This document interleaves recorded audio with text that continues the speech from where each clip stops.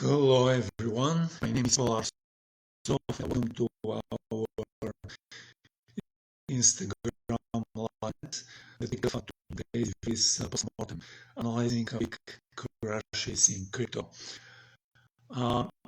It's a fun topic, and I'm going to talk about three different big crashes in crypto. I'm going to talk about the crash of Terra Luna, the crash of Celsius, and the recent crash of FTX.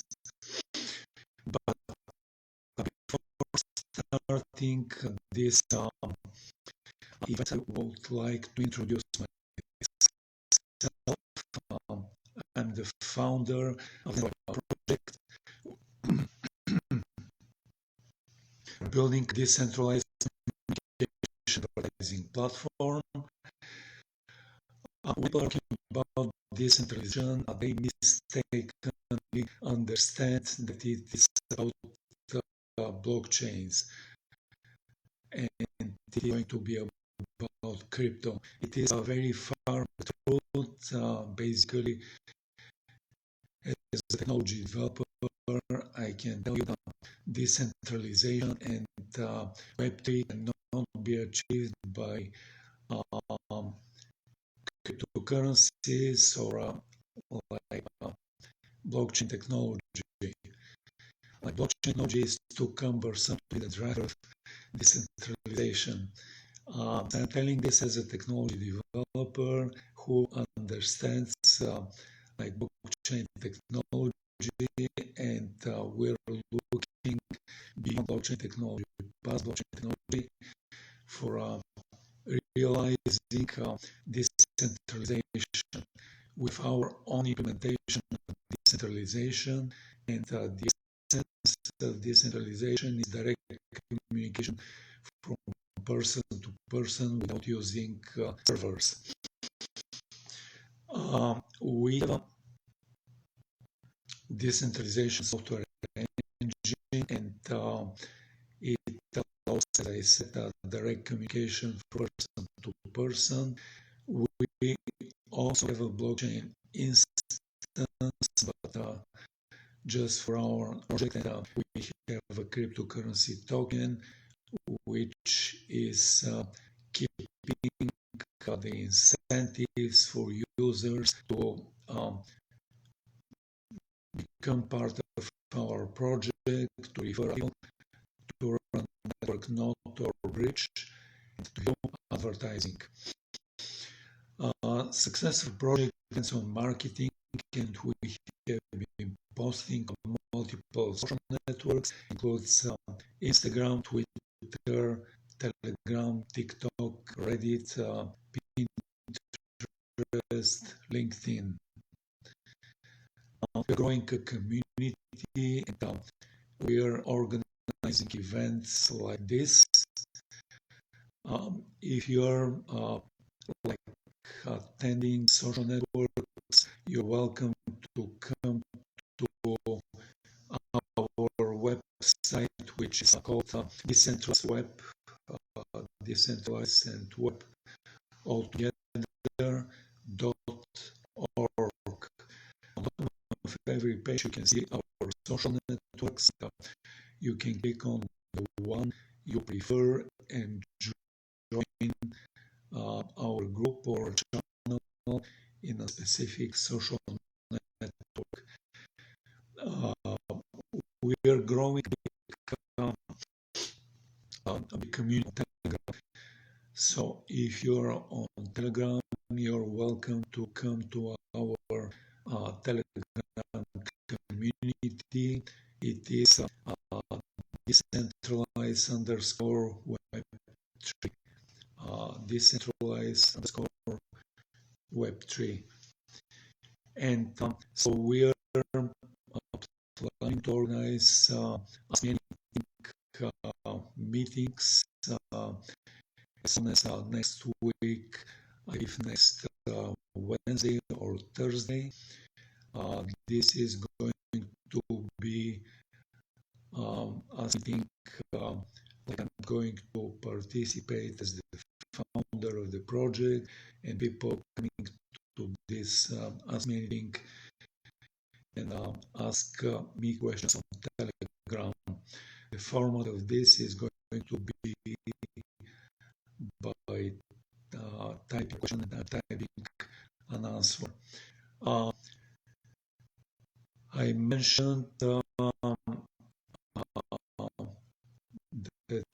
Telegram ask me anything, but we're going to have regular demo days. The demo day is going to show how our decentralized project is working, what do we have, and unlike many other projects where it is all about the token, about the blockchain,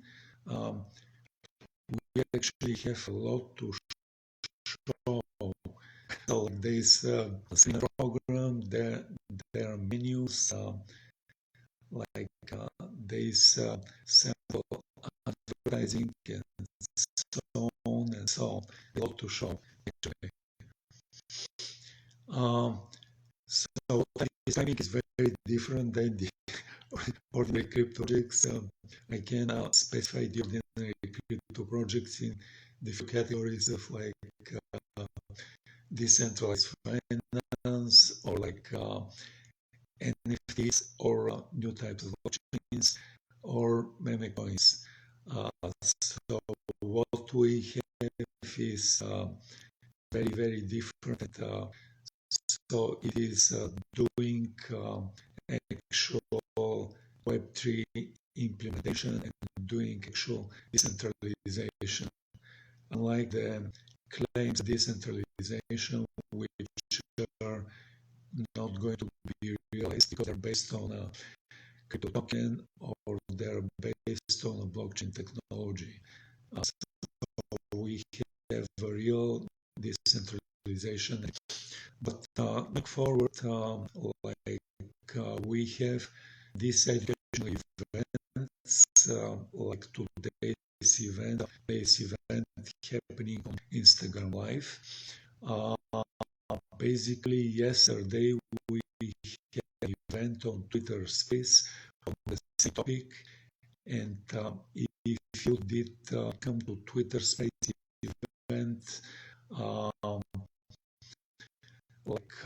I'm going to repeat some of the things which I did say yesterday on Twitter Space, but I'm going to go a little bit further with some new things as well that I didn't say. We did these educational events about 1.5 months ago. Our first educational event did happen on Twitter Space, and it was on the topic of what is a blockchain. Some of the following events which happen week after week. I believe the next event it happened on Twitter Space, Instagram Live, and the topic of this event was what is a smart contract. Some of the following events were settling digital currencies destined to import, applying astrology into cryptocurrency trading, Web3 or Web5, different visions and implementations. Let's go forward with the topic of today, post-mortem, analyzing big crashes in crypto. About post-mortem, it's a term in Latin and it is used by medical doctors or coroners, doctors who are performing autopsy of most often like living things, human beings, and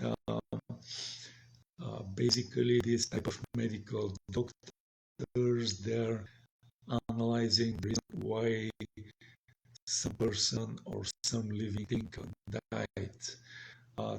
Today we're using this term post-mortem analysis, the dying like big crashes in big crypto projects. Let's talk first about the crash of Terra Luna.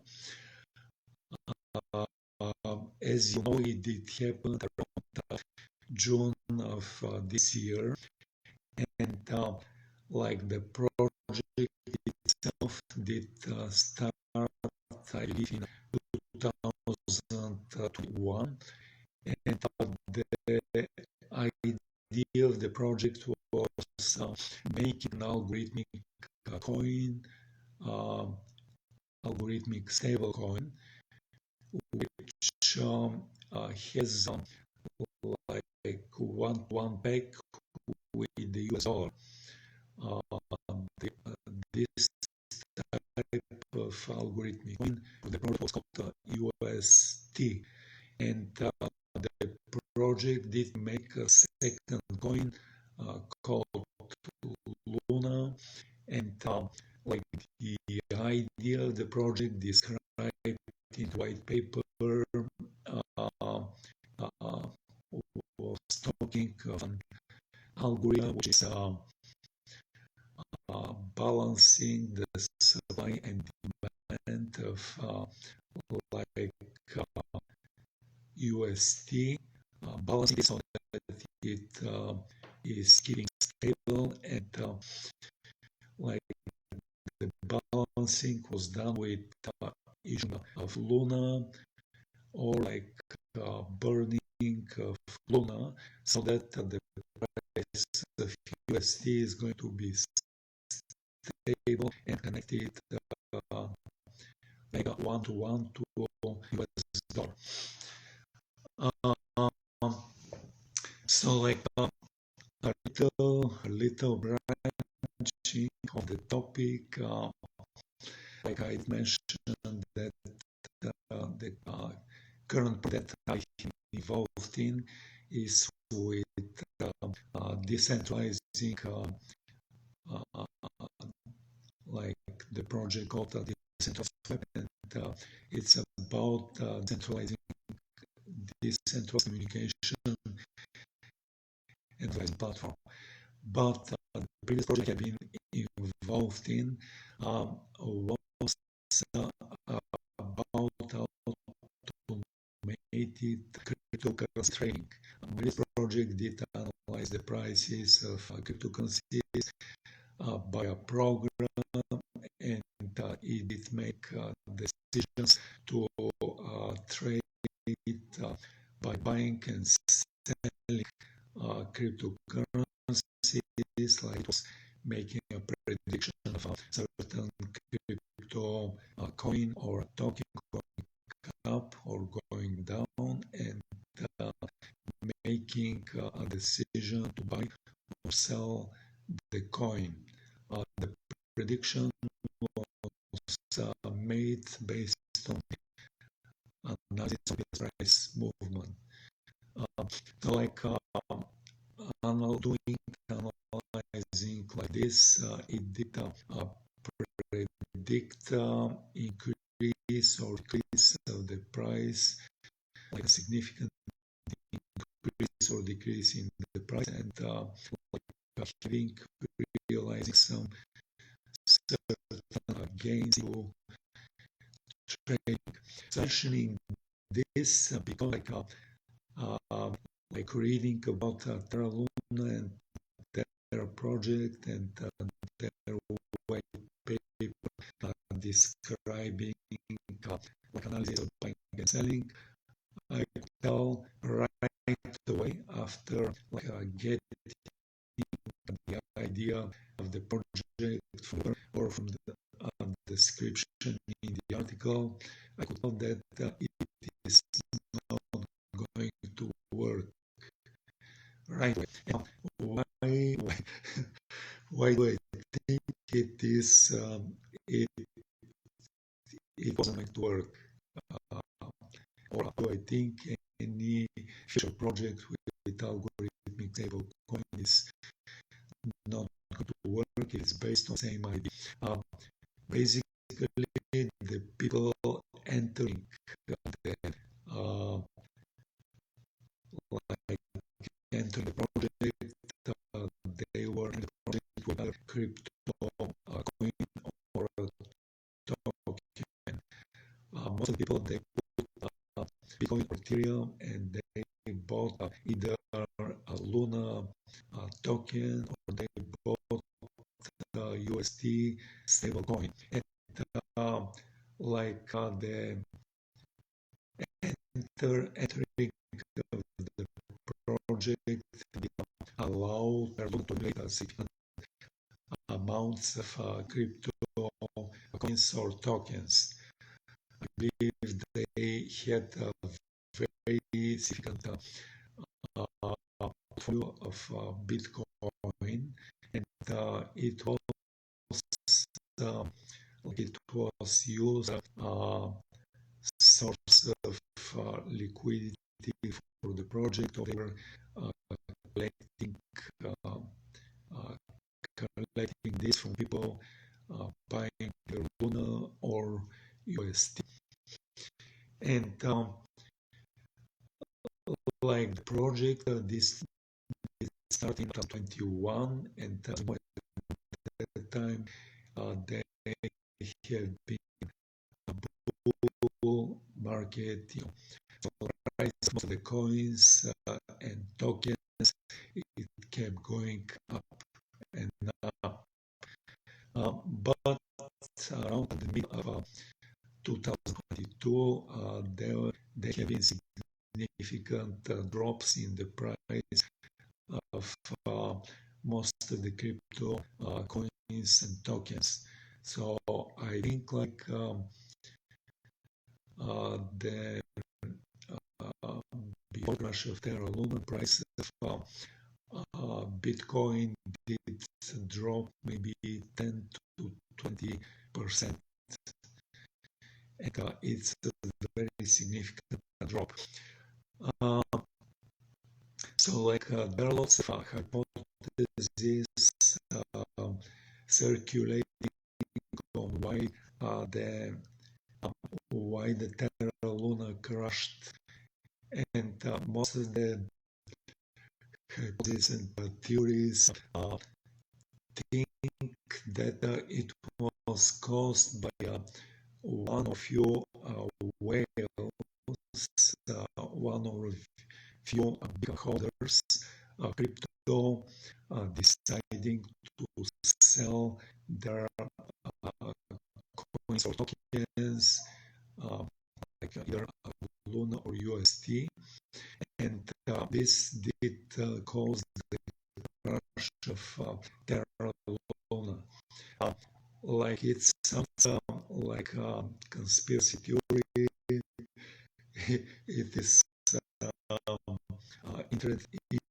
interesting and exciting for a single person, talking about a single person crashing a very large token. And I am saying very large because I think the money Terra Luna project accumulate was estimated to have about 40 to 45 billion stablecoin dollars accumulated, and about equivalent of around $15 billion in USD in stablecoin. So I think altogether that it had the value of about 60 billion stable coin dollars. So it is interesting, and it sounds like a conspiracy to think that single person crash this, but I think like my hypothesis and my theory is very prosaic. I believe like most of the crypto projects, they virtual value. Like Terra Luna was not exception to this. They did create the virtual value, and like very few crypto projects, they could meet the pressure for selling of like the token or the coin they have without crashing. Basically, I think what happened is boring and mundane. What happened is like a small group of people thought of like cashing out, getting out of USD or getting out of Luna or getting out of both USD and Luna, and they did place orders for sale, and these orders did accumulate. And the reason for placing of this is like decline in the price of significant decline in the price of Bitcoin and all the other cryptocurrencies at that time. So like even a small group of people, it managed to crash the price of USD and Luna.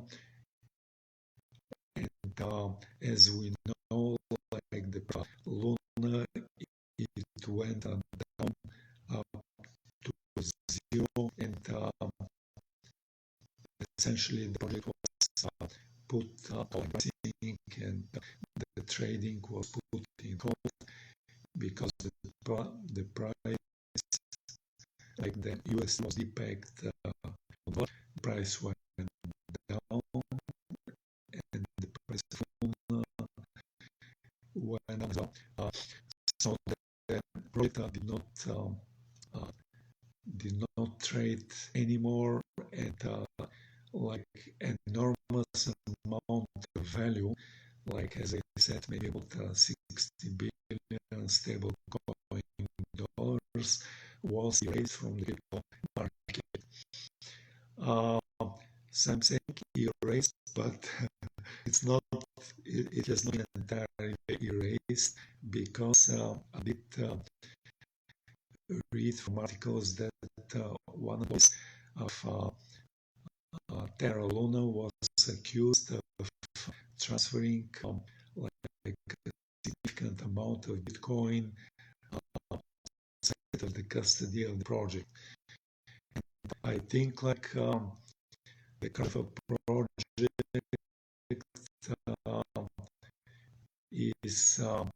different, like the founders of the project, they are making their blame, but transferring assets outside the cash is criminal. I think like if an employee or if some of the founders they're involved in this, they have to face a prosecution. It's like the project at the time of the crash still had some assets, and these assets have to be they have to be redistributed back to holders of either Luna or USD. And like I did read that the prosecutors in South Korea, where the founders of the project are citizens. I think South Korean prosecutors they did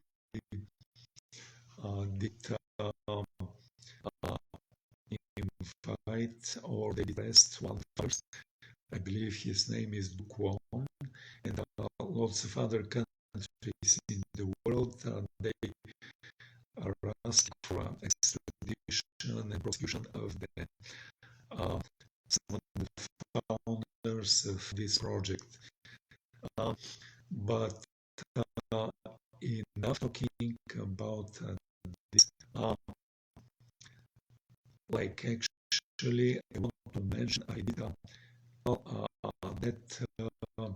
like by looking at the white paper and by looking at the article with description of how the algorithmic stablecoin is supposed to work, I could tell right away that it's not going to work.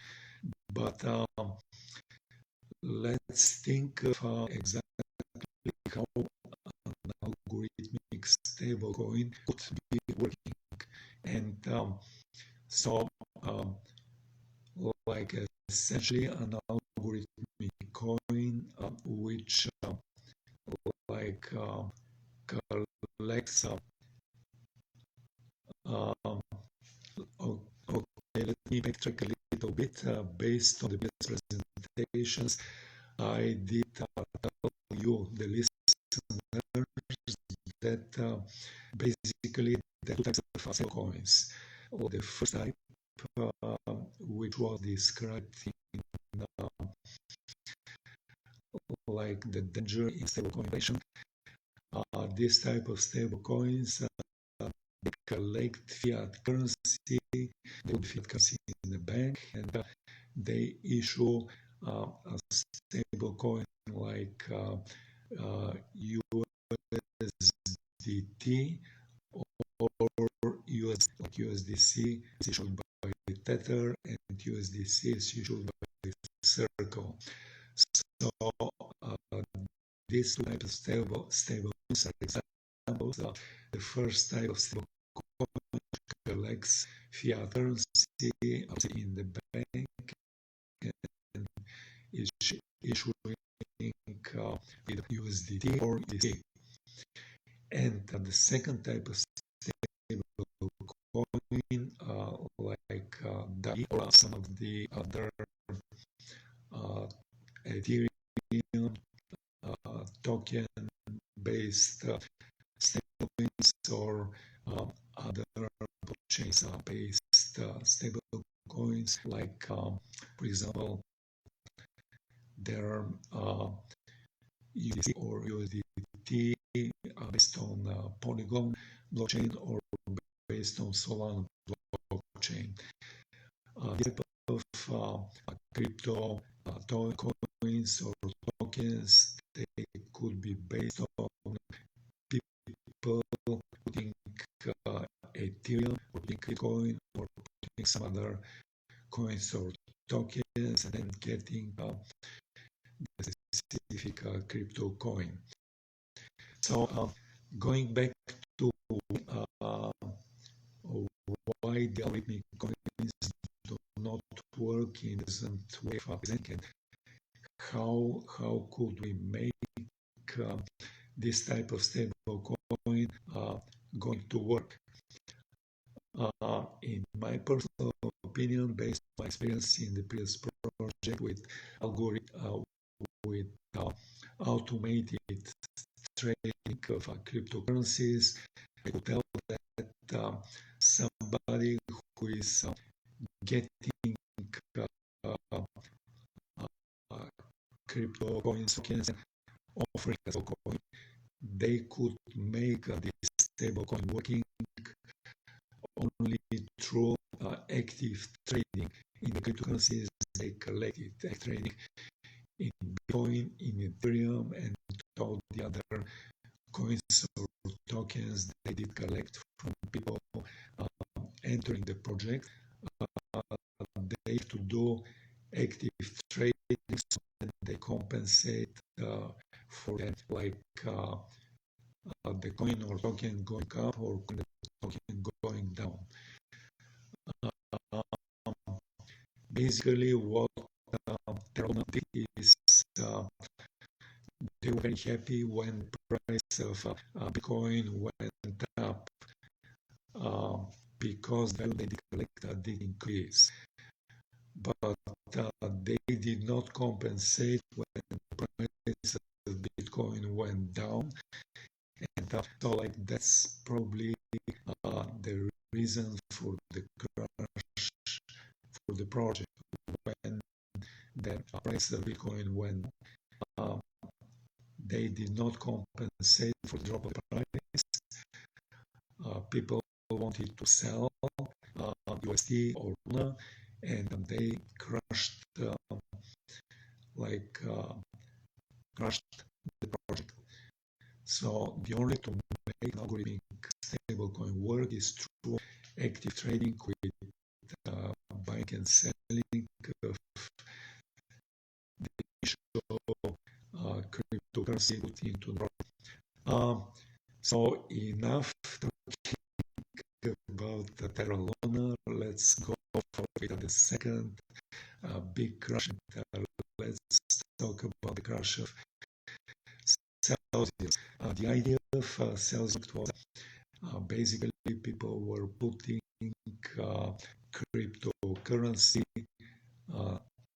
like staking cryptocurrency to Celsius, and like at some point I believe Celsius project did accumulate several billion stablecoin dollars for staking, and the project Celsius did promise giving 5% interest to people staking cryptocurrency to the Celsius project. On the other hand, like Celsius was offering lending of the coins or tokens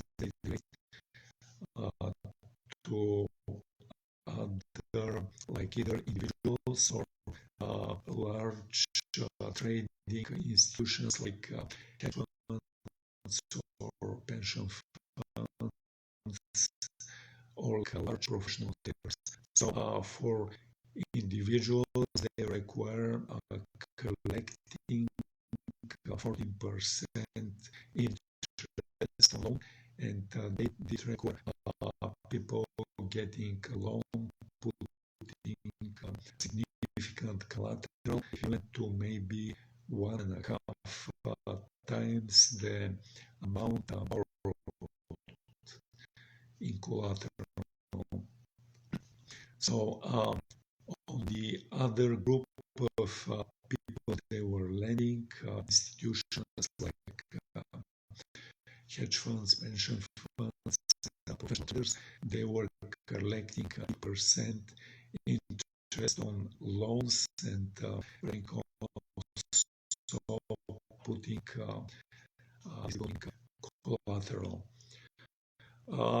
So I think of this like this is similar to the business of like centralized finance institutions like banks. Basically, the banks are doing the same thing, like getting like money from the central banks in the specific country. And if we pick the example of the United States, like US, they're getting money from the US Federal Reserve, and they promise to pay the US Reserve the prime rate, and the price like some low rate. Currently, I believe it's about between 1 and 2%. On the other hand, like banks, they're giving loans to people so that people can buy, for example, a house or a condo. They can buy a car or anything else. And basically, this type of business, on one end, they collect interest that people are paying on mortgages or car loans, and this interest is bigger than the prime rate they promise to pay the U.S. Federal Reserve.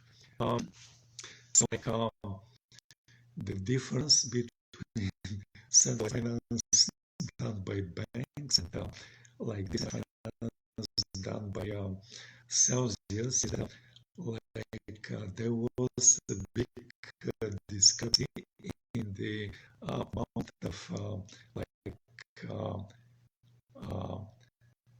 of crypto collected for staking and the amount of loans other projects, individuals or institutions are getting from Celsius.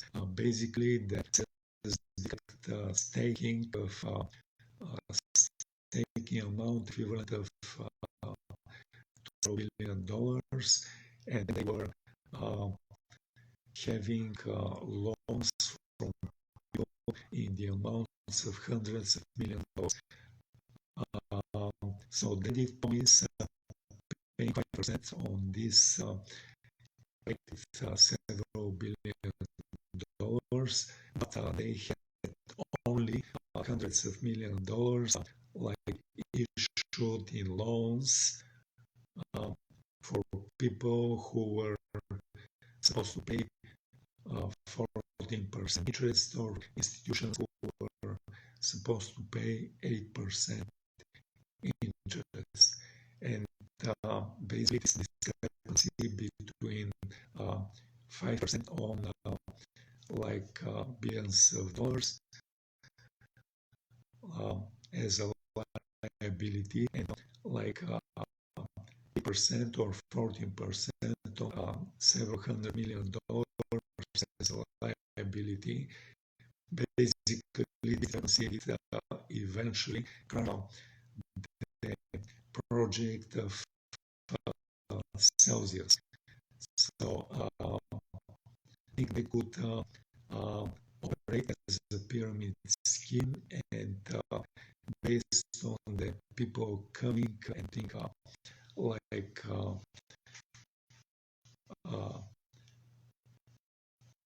putting money staking, basically they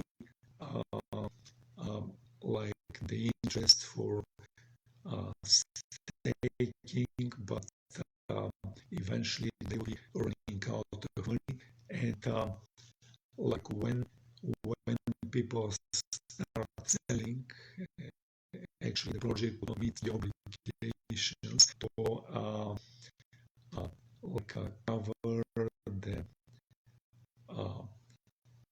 cover the token they did issue for people who are staking. Basically, they could meet the pressure for sake of the price they did issue to people who were doing staking, who were willing to swap this token for other token. And so basically, I didn't know the reason for the crash, but let's think a little bit of how could a project like this be working. An example of the centralized financing, and I brought the example of a bank which is issuing a loan and cutting interest on this loan, and basically borrowing money from this Federal Reserve. On one end, I think a bank, they are actually some matching between the amount they borrowed from the US Federal Reserve and the amount they issued to people as a loan for mortgage, a car loan. Basically, if the Celsius project did match amount of staking with the amount of loans, they could be operating on the difference of paying 5% to people staking and collecting 40% or percent by people getting loans. But like if there is going to be a discrepancy, like more people putting into stake, like a project like this should stop issuing their token and stop people from staking in their project until they are people willing to borrow money from it, who were willing to do get a loan from the project. So this is the only way a project like Celsius, finance project, operating on the difference between staking, promise to pay interest on staking, and getting an interest from loans. This is the only way a project could be operating and working. By the way, there's another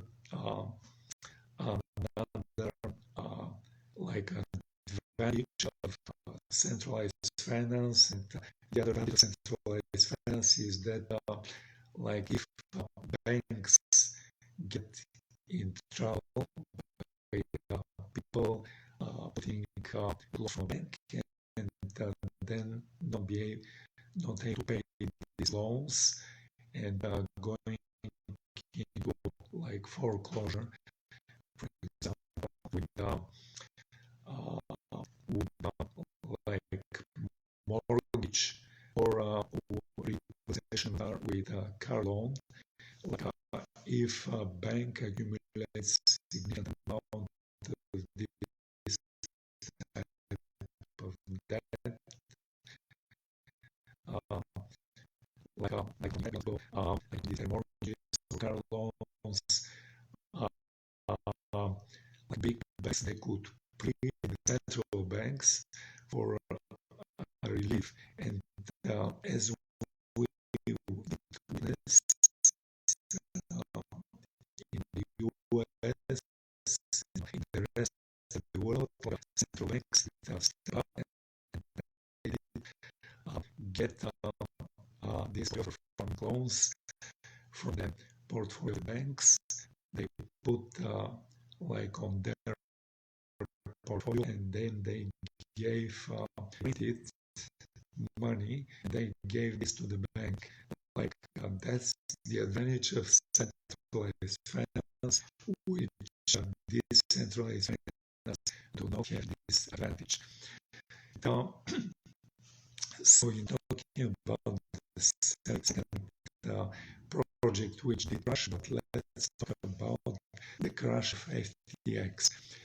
And talking about this crash, we have to mention the founder of the project. The name of the founder of this project is Sam Bankman-Fried. In 2019, Sam Bankman-Fried, SBF, did start a company called Research, and they were doing trading in cryptocurrencies, and specifically they got what in crypto based on like doing arbitraging with Japanese yen. Basically, at the time, like there were discrepancies in the price of Bitcoin against Japanese yens versus the price of Bitcoin versus in US dollars. So what Sam Bankman-Fried at that time was like use his US dollars, buy Bitcoin, transfer this Bitcoin to an exchange in Japan, or registering myself an exchange in Japan, and selling this Bitcoin, getting Japanese yen, and then exchanging the Japanese yen for US dollars. This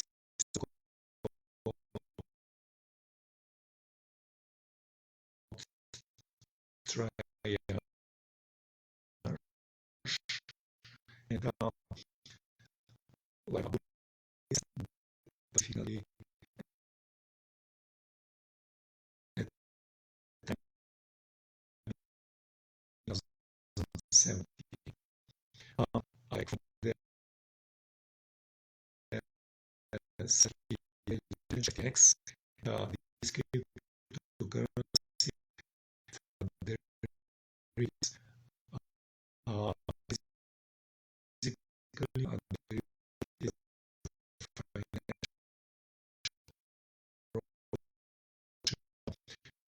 betting with specific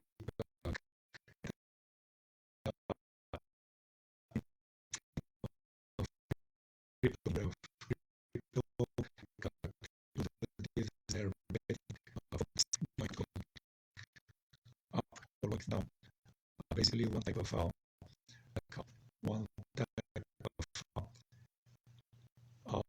derivative is future, another type is an option, and basically this type of derivatives they're betting of the price is going up when the price is going up and the bet was about going up, then a person can get this cut-off time for the duration of this derivative, or this derivative can be exercised at any point. But at the point of exercising this product, the person can realize either the gain or a loss based on the movement of the price of a specific crypto coin or and so the difference between ordinary crypto is like people who are doing the trading. For example, with ordinary crypto, they own the Bitcoin, or they did purchase, and they can sell this Bitcoin or Ethereum. With this type of trading, they could realize the gains, but are not protected from losses. Basically, they if they bought a specific coin and the price was going down. The only action they could do is to sell and realize some certain loss from the price of from the difference of their purchase price versus the price they sold when the asset went down. The advantage of the product is that people can bet on the price of the asset going down and realize the actual gain in the price of a specific asset going down. Unfortunately, with this trading of derivatives, they did not own the underlying. They were placing the bet of the price, but the derivative exchange itself, they were doing buying and selling of the asset, or they were promising it's possible that they get these assets themselves, and they were just promising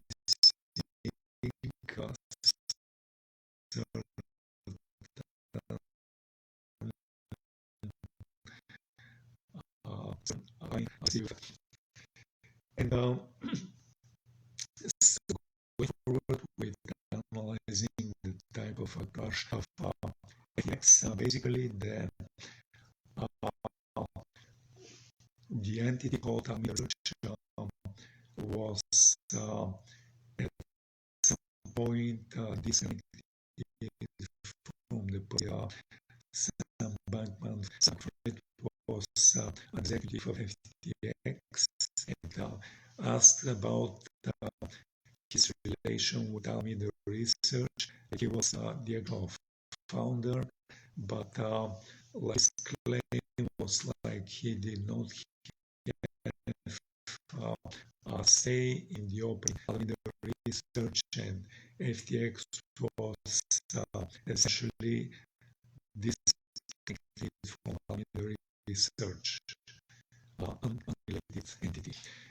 And I think like at the crash of Terra Luna, FTX got some loan from FTX, which like helped Alameda Research avoid that exposure to exposure to crash of Terra Luna.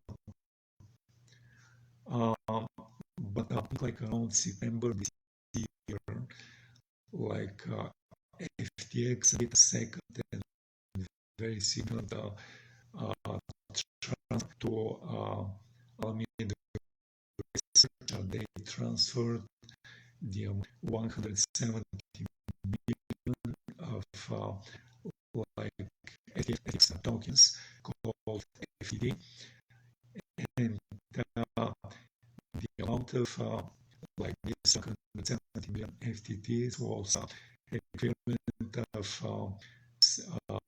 1.2, 1.5 stablecoin dollars. So like this type of transfer was not publicized by FX or something. And an investigative article by Telegraph, it did find that significant transfer which occurred in September this year, and I think this article was one of the reasons people started going running for the exits and like FTT tokens for other cryptocurrencies, and like this did crash the price of FTT, and it did crash the NTL research, and it did crash FTX as well. Like second and fundamental reason that like a project like this operate like issuing a token which significantly goes up in price. Basically, just there, FTX was no exception for this thing. They did create this FTT token, and basically they have a derivative exchange, but basically they were pushing their token,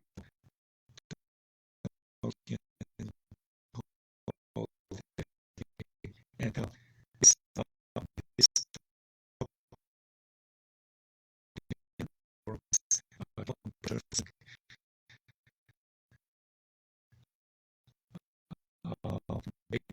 like a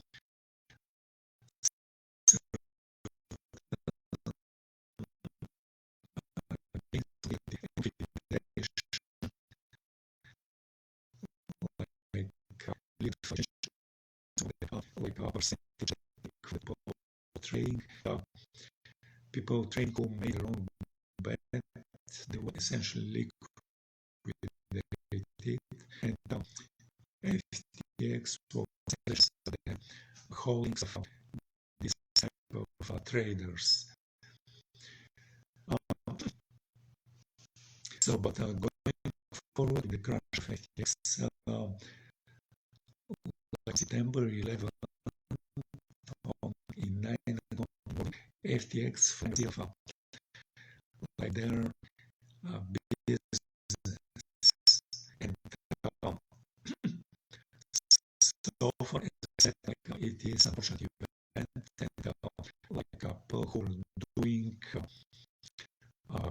people who are putting money, they're essentially victims, and the organizers of the project, which like did go bankruptcy, they bear some blame, but I think like they could not blame criminally. But the interesting thing here with FTX, only 12 hours, like as I mentioned on September 11th, in 9 morning, FTX filed for bankruptcy. About this, about 12 hours later, like FTX did announce that they got and they lost a amount of their as we know, a company or business bankruptcy proceedings, they have their whole basically their assets are frozen, and the company has to go through bankruptcy proceedings with like people specializing in bankruptcy, and in these bankruptcy proceedings, like basically people who are proceeding and processing the bankruptcy, they can distribute products which are that they can distribute back to people cleansing the business by hacking. The FTX business did lose a significant amount of assets, and I believe like it is possible that this type of hacking could have been staged by either an employee of FTX or by the founder Sam himself. This hypothesis, the reason for this is like hiding the assets, which like people can start over with these assets. And the second possibility is hiding some improper things which were done in the operation of FTX, and hacking of it is covering them by realizing like it's covering some deeds of the business. So far, it's a hypothesis. It is my suspicion. It's not it is going to be like it's maybe a reason for instigation of how it happened, and what exactly was stolen, and what was the initial condition before the hacking of the business. So I did talk about 3 different crashes in crypto, and I'm going to wrap soon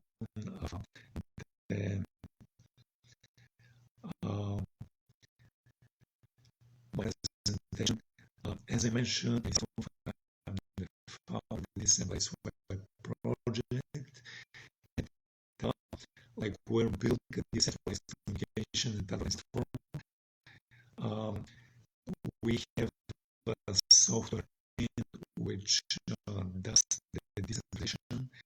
The essence of decentralization is direct communication from person to person without using servers. Um, what we're doing is very different than the kind of decentralization done with most of the crypto projects. The predominant current thinking is the decentralization is going to be about blockchain technology or about cryptocurrencies. And I think it is very wrong. And the innovation internet, Web3, or decentralization is not going to be about blockchains. It is not going to be about cryptocurrencies. We're looking at blockchain technology for realizing decentralization and next generation internet. We still have a crypto instance of blockchain. We have still a cryptocurrency tokens, but they play a support role, not a central role, like in most of the projects, and like they like the blockchain and the tokens, they are essential our users. But the essence of decentralization happens through our decentralization engine. Successful project depends on marketing, and we have been posting on Post-mortem, on Instagram. If you're on Twitter, if you're on Telegram, come and join our social networks. Like we're planning to organize some Ask Meeting session for next week. Next Wednesday or Thursday is going to be done on Telegram. So come to join our Telegram. You can find the Telegram groups on our website called decentralizedweb.org. And on the bottom of the page, you can see the icons of our social networks and different channels we have on the social networks. We are organizing this event like this, these educational events, and like the next event, which is going to have next like Saturday Twitter Space and Sunday on Instagram. The topic of the event is financial markets, comparing the stock market, the foreign exchange market, and the bond market. These are three big financial markets which we are going to talk about for the next week. But